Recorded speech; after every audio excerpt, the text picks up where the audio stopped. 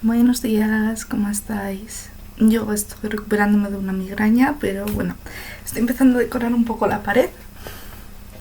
Queda un poco porque lo estoy haciendo a ganchillo, pero bueno, espero que no quede tan sosa como en los otros vídeos. Hoy vamos a hablar de un caso que quedó oficialmente sin resolver durante más de 20 años, aunque la familia y todo el mundo sabía realmente quién lo había cometido. También es un caso en el que sorprendentemente el marido no es el asesino, aunque tampoco es buena persona. Vamos allá. En 1986, una joven de 29 años es hallada muerta en su casa de Van Nuys, Los Ángeles. La policía enseguida consideró que se trataba de un robo que había salido mal, y al no encontrar al culpable, el caso se consideró como un caso abierto durante más de 20 años. Sin embargo, la familia de la víctima sabía desde el principio quién la había matado. La policía simplemente no quiso escucharlos. Hoy os voy a hablar de la muerte de Cherry Rasmussen.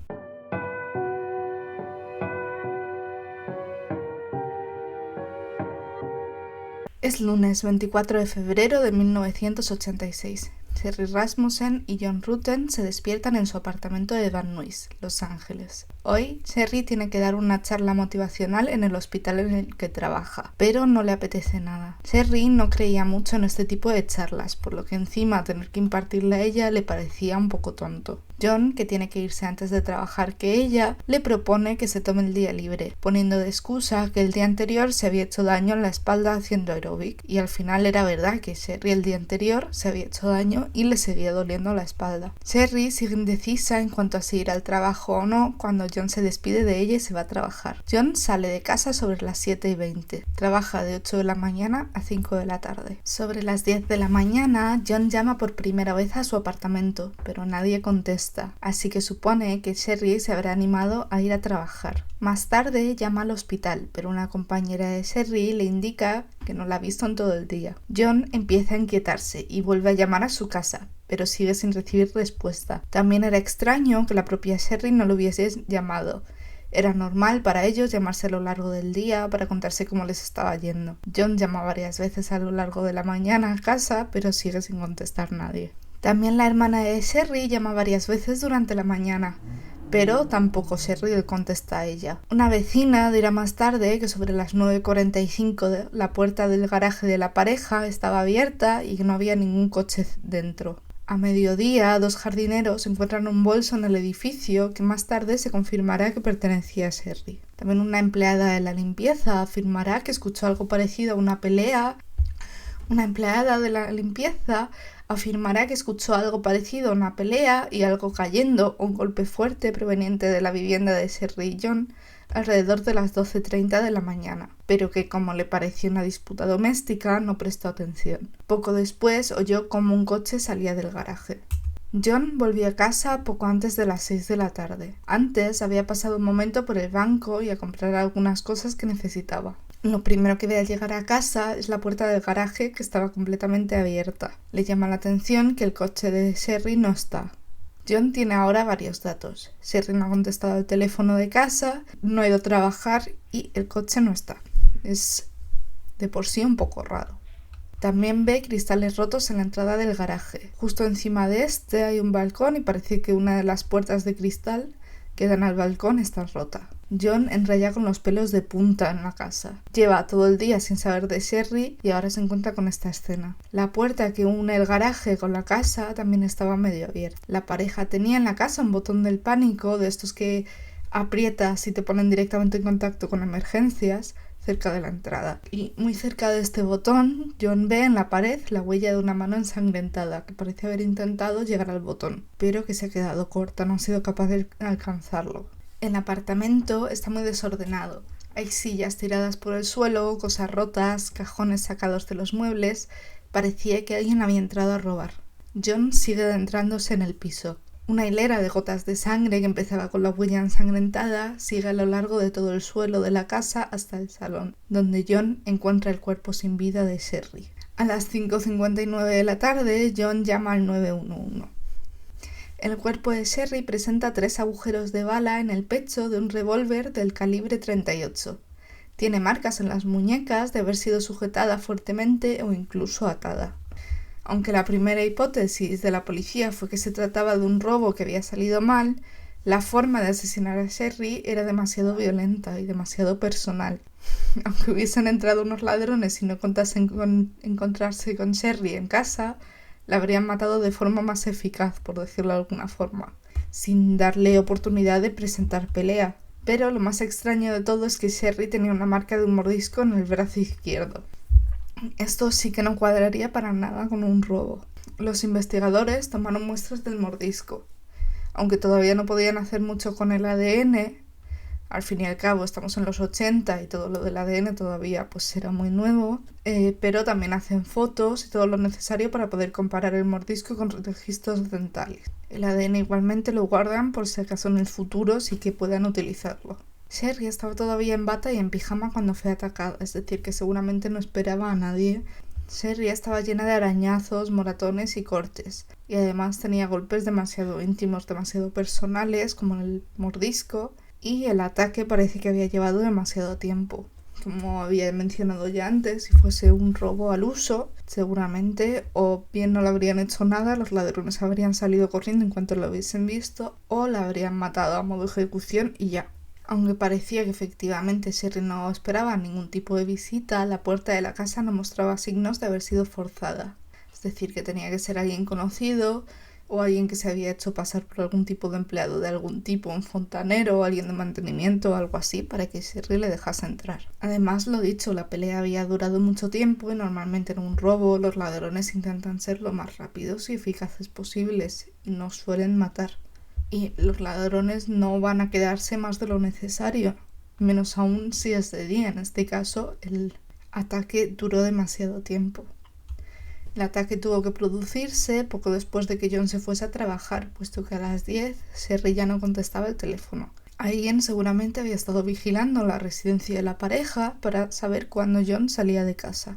La policía también encuentra una manta con agujeros de bala que seguramente había sido utilizada a modo de silenciador. Aunque a simple vista la casa parecía la escena de un robo, él o los asesinos no se habían llevado nada. El estéreo seguía ahí, movido de sitio, sí, pero seguía ahí, no se lo habían llevado.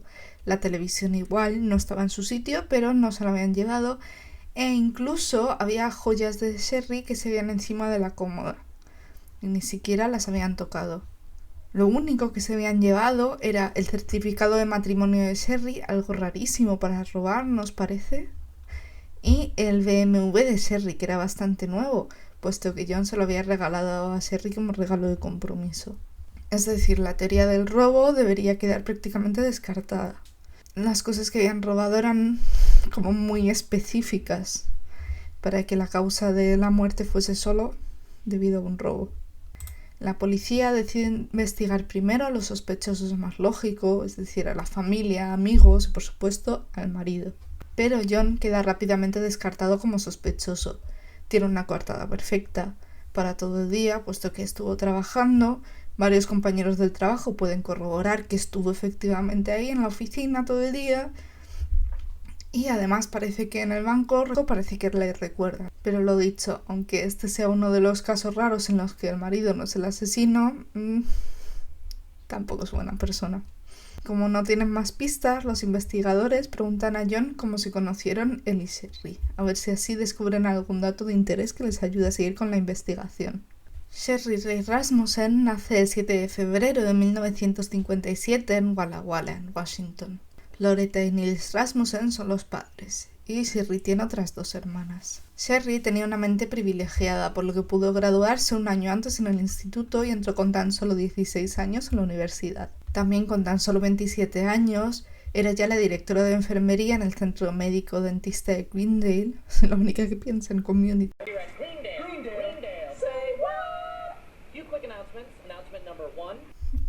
Tengo un problema con las series, ¿vale?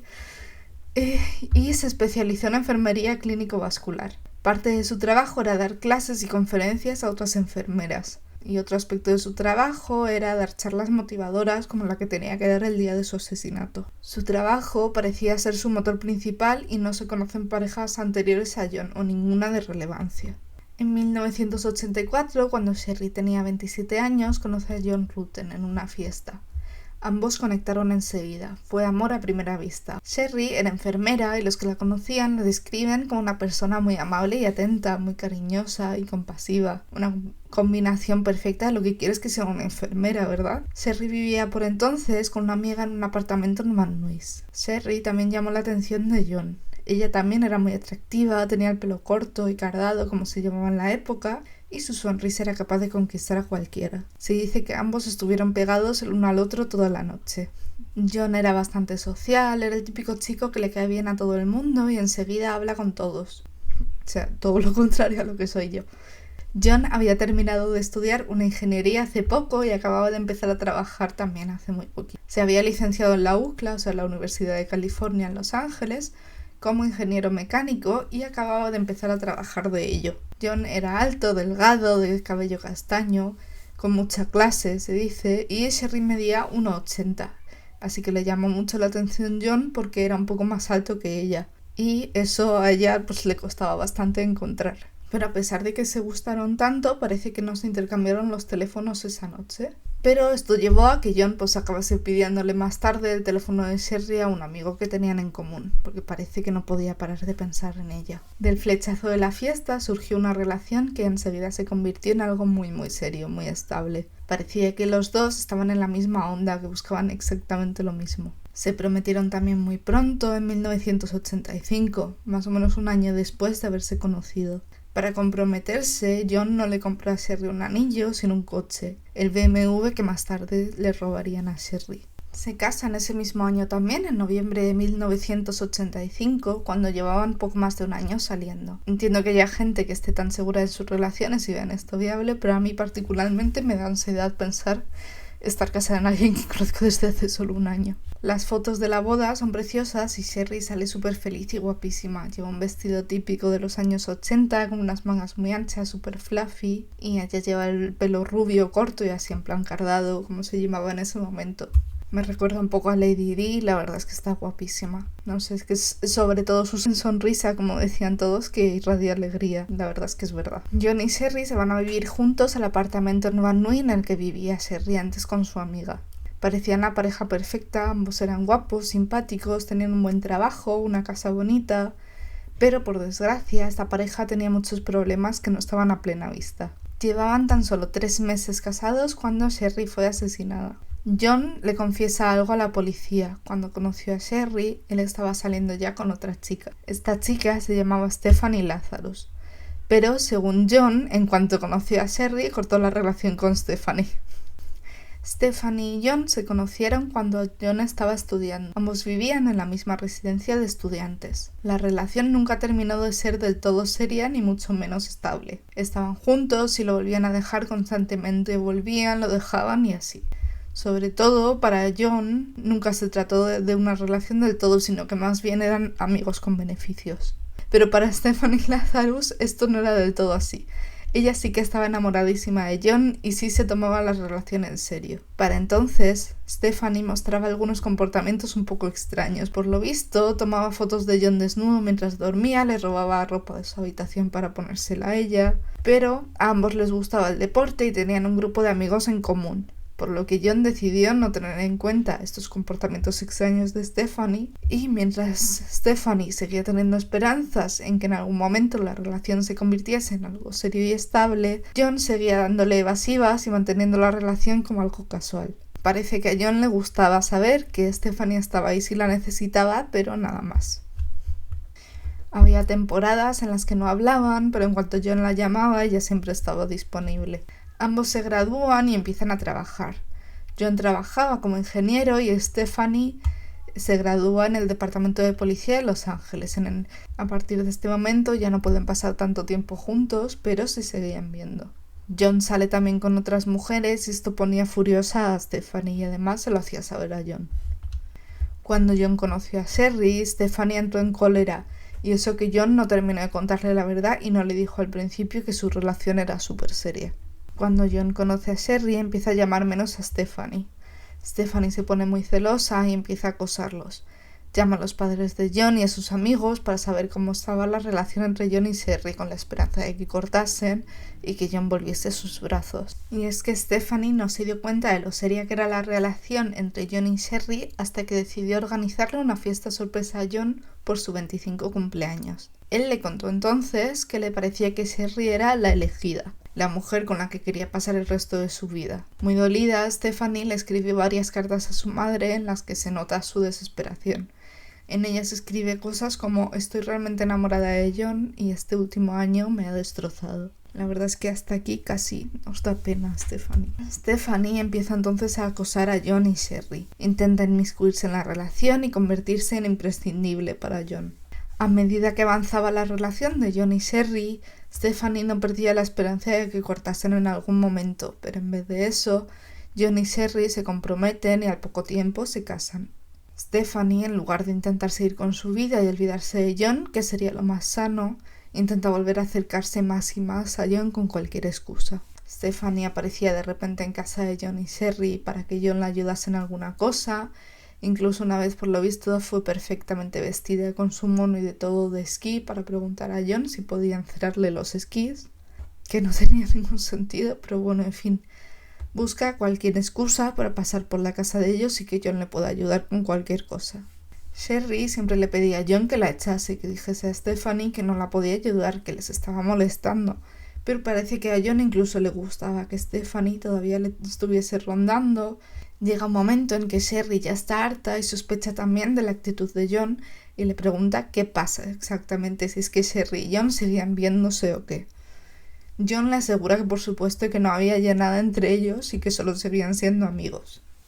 Cuando John y Sherry se prometieron, Stephanie le dijo a John que tenían que quedar para hablar muy seriamente. Que aquí yo me pregunto, ¿de hablar de qué tiene que decir Stephanie al respecto si no tiene nada que ver con la relación? Lo normal sería que John le dijese que no había nada que hablar, ¿no? Pues obviamente John hace todo lo contrario. No solo accede a quedar con Stephanie, sino que quedan en casa de ella. Stephanie le confiesa que sigue enamoradísima de él, como si él no fuese completamente consciente de ello, que le quería, que le amaba, que ella seguía queriendo estar con él. Y a John, por supuesto, no se le ocurre otra cosa que acostarse con ella, porque claro, ¿qué iba a hacer si no? Además, claro, cuando John le cuenta esto a la policía, tiene que explicarse un poco, ¿no? Entonces les explica su lógica, que es que claro, que quería cerrar las cosas con Stephanie y que esa era la mejor forma de cerrarlo. Porque además su lógica es: me acuesto con Stephanie y dejo de hablarla automáticamente. Es decir, corta de golpe todo contacto con Stephanie. Pongámonos un momento en el lugar de Stephanie. Confieso mis sentimientos al que creo que es el hombre de mi vida. Nos acostamos. Me hace ghosting. No es que esté defendiendo a Stephanie, pero se entiende que están jugando con sus sentimientos también. Y por cosas como estas digo que, spoiler, John no es el asesino, pero no es precisamente buena persona. Es también un poco para echarle de comer aparte. Y es que está prometido con Sherry y le está poniendo los cuernos, y encima confunde el triple a Stephanie para hacerla más daño. Que por eso casi consigue que Stephanie nos dé pena.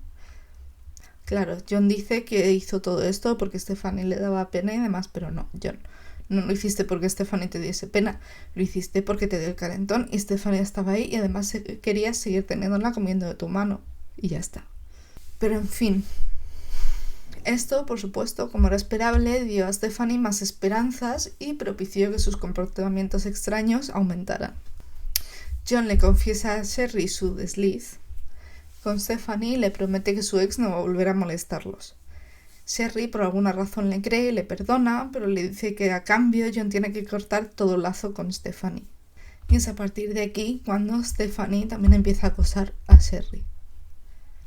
Un día se presentó en el hospital donde trabajaba Sherry para decirle que ella y John seguían juntos. Además la amenazó y gritó. Dijo, si yo no puedo tener a John, entonces nadie puede tenerle. Sherry también recibía llamadas constantemente de día y de noche en las que no se oía nadie en el otro lado de la línea. Un día Stephanie estaba esperando a Sherry delante de la puerta de su apartamento. Stephanie llevaba puesto su uniforme de policía y aunque no hizo nada como tal, Esto claramente fue un intento de intimidación. Otra vez, cuando Sherry estaba sola en casa, se encontró a Stephanie en mitad de su salón. No sabía cómo había entrado ni por dónde, si tenía llaves o si había forzado la cerradura. Nota, si esto alguna vez os pasa o algo parecido, cambiar la cerradura, más vale prevenir. Obviamente toda esta situación estaba agotando y estresando un montón a Sherry y encima John le quitaba importancia a todo lo que estaba pasando. Le hace todo el rato luz de gas a Sherry. Le dice que no pasa nada con Stephanie, que seguro que no la está acosando, que me ha interpretado todo. En fin, Sherry cuenta a John y a su familia que Stephanie la asustaba y que tenía miedo por su vida. Sherry incluso empezó a plantearse dejar a Johnny desaparecer, para que así Stephanie la dejase tranquila.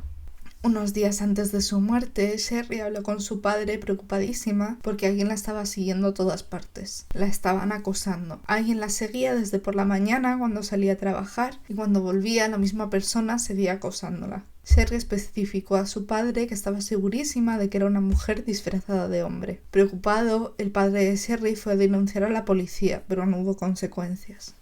2 días después del asesinato de Sherry, 2 hombres con pistola entraron a robar en una casa cercana. En este caso sí que se trató de un robo.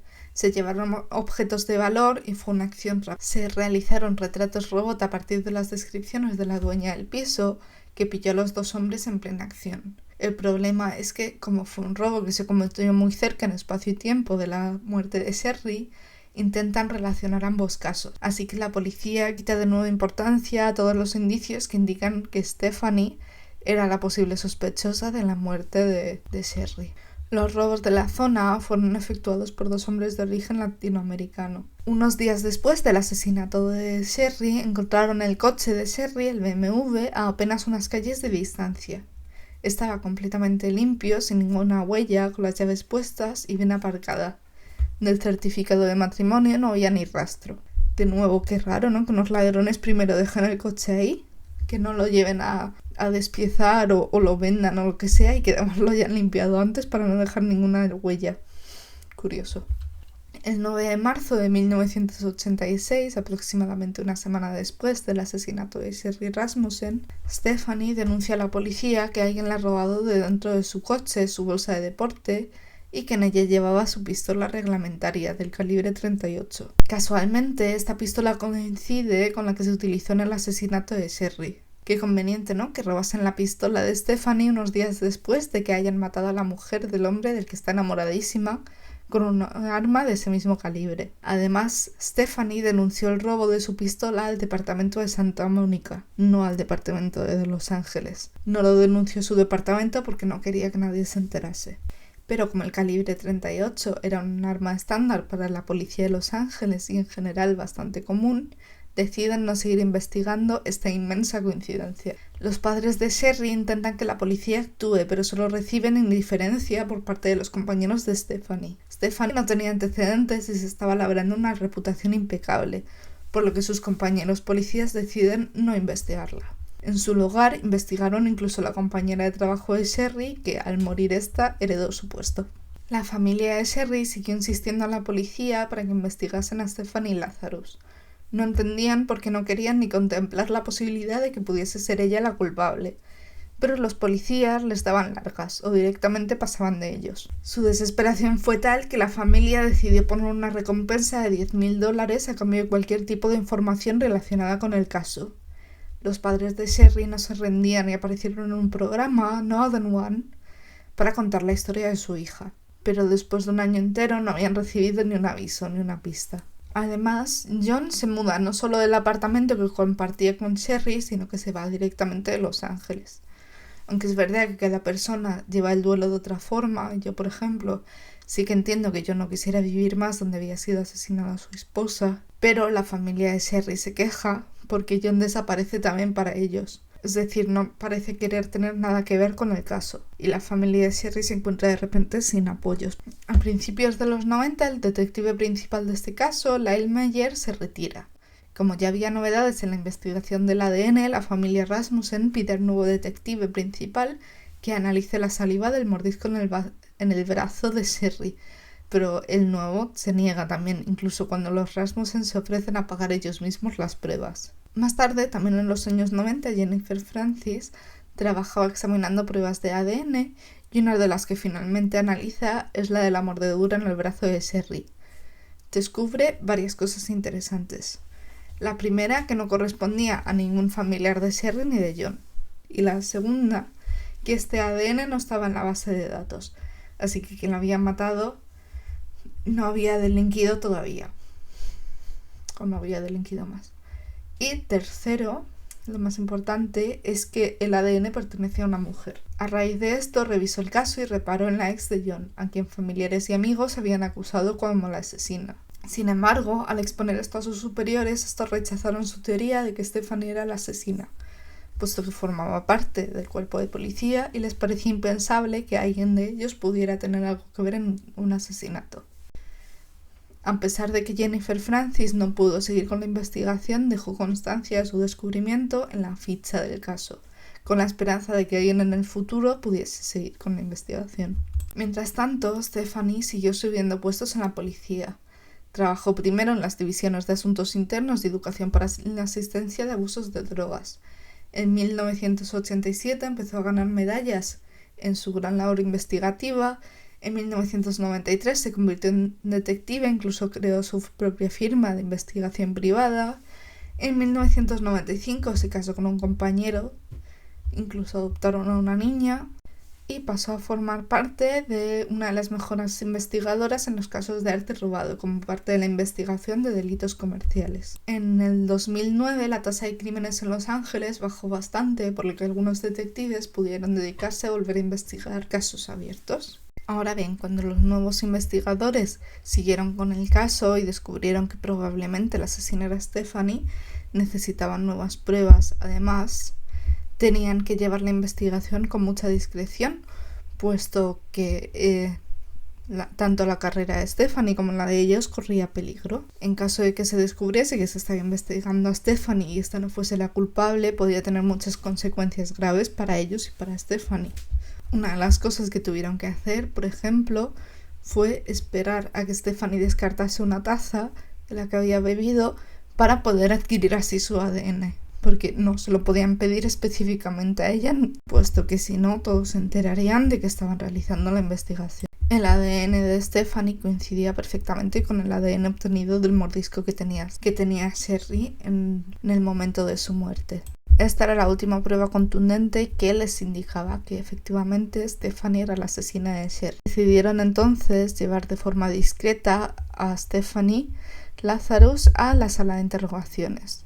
Como sabían que seguramente Stephanie Lazarus se negaría a ser arrestada, lo que hicieron fue llevarla a los calabozos a un interrogatorio en el que ella tendría que hacer un interrogatorio.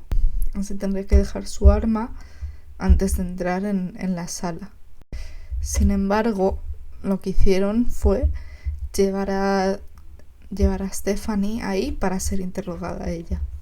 La verdad es que el interrogatorio es bastante gracioso porque está grabado en vídeo, se puede ver en YouTube y le hacen preguntas muy obvias como ¿conoces a Sherry Rasmussen? Y ella, no. Y John Rutten, no los conozco de nada. O bueno, sí, quizás nos vimos una vez. En casa de Stephanie encontraron también un diario en el que Stephanie había escrito desde joven, y en él aparece toda su historia con John, cuándo quedaban, cuándo no quedaban, lo que sentía por él y demás. Y en su ordenador descubrieron también que había buscado muchísimas veces el nombre de John Rutter, incluso cuando ya estaba casada. También descubrieron que Stephanie tenía un equipo para abrir cerraduras. Es decir, que el misterio de cómo había entrado alguien en casa de Sherry Rasmussen sin forzar la cerradura también estaba resuelto. En 2012, Stephanie Lazarus fue condenada a entre 25 años y cadena perpetua por asesinato en primer grado. Fue enviada a la prisión de Corona, en California. Y hasta aquí el caso de hoy. La verdad es que es un caso de estos que a mí me hace mucha gracia porque es bastante como de cotilleo.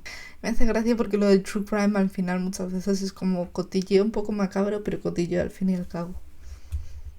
No sé qué opináis vosotros. Bueno, espero que este caso os haya gustado, que no os haya aburrido, que al menos os sirva como distracción un poco para estudiar, para dormir, lo que sea. y nos vemos la semana que viene. Chao.